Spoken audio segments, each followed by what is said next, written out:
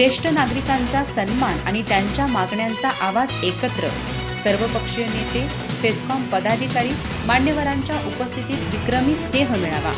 शासनाने पेन्शन व आरोग्य विमा योजनेत सुधारणा करावी, भरमू अण्णा पाटील यांची ठाम मागणी। चंदगड तालुका ज्येष्ठ नागरिक समन्वय समितीच्या वतीनं मौजे दाटे इथं आयोजित भव्य स्नेह मेळावा अत्यंत उत्साहात पार पडला।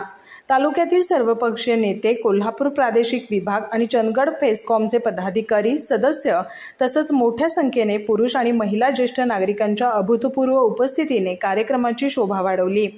या कार्यक्रमाच्या अध्यक्षस्थानी माजी रोहियो राज्यमंत्री भरमू अण्णा पाटील होते।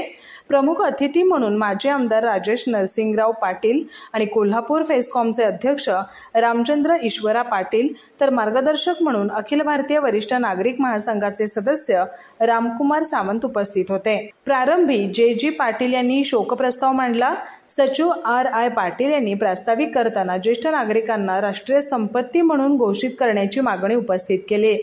यावेळी जयवंत भाऊ पाटील यांनी स्वागत केलं। कार्यक्रमात विविध मान्यवरांचा सत्कार करण्यात आला। SJ बुगडे सरांनी ज्येष्ठ नागरिकांची हक्क, कर्तव्य आणि समस्या यावर सखोल मार्गदर्शन केलं। भारती जाधव आणि अनिल शिवणगेकर यांनी आमदार शिवाजीराव पाटील यांच्या मार्फत ज्येष्ठांच्या मागण्या विधानसभेत मांडल्या जातील असं स्पष्ट केलं। ॲडव्होकेट संतोष मळवीकर यांनी मातापित्यांच्या समर्पणाचा भावनिक वेध घेतला। राजकुमार सावंत यांनी स्थानिक ते राष्ट्रीय स्तरावरील ज्येष्ठ चळवळीचा लेखाजोखा मांडत संघटित होण्याचं महत्त्व अधोरेखित केलं।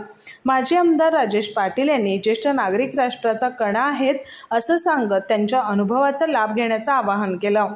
अध्यक्षीय भाषणात भरमू अण्णा पाटील यांनी शासनाच्या पेन्शन आणि आरोग्य विमा योजनांमध्ये बदल करून उत्पन्नाची अट शिथिल करून सर्व गरीब, कष्टकरी, शेतकरी, ज्येष्ठ नागरिकांना सन्मानाने पेन्शन मिळावी अशी ठाम मागणी केली।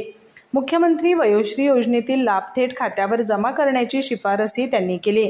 व्यासपीठावर भाजपा तालुका अध्यक्ष शांताराम पाटील, उद्योजक विलास पाटील, फेस्कॉम मुंबईचे BD फराकटे, लक्ष्मण गावडे, सरपंच किरण नाईक, खेडूतचे संचालक प्राध्यापक RP पाटील तसंच विविध संस्थांचे पदाधिकारी उपस्थित होते। कार्यक्रम यशस्वी करण्यासाठी रामराव गुंडू गुडाजी, वामन देशपांडे, अर्जुन गावडे, PR कांबळे, नामदेव गोरल, J पाटील आदींनी मेहनत घेतली। सूत्रसंचालन सदानंद गावडोजी पाटील तर आभार सुरेश हरेर यांनी मानले।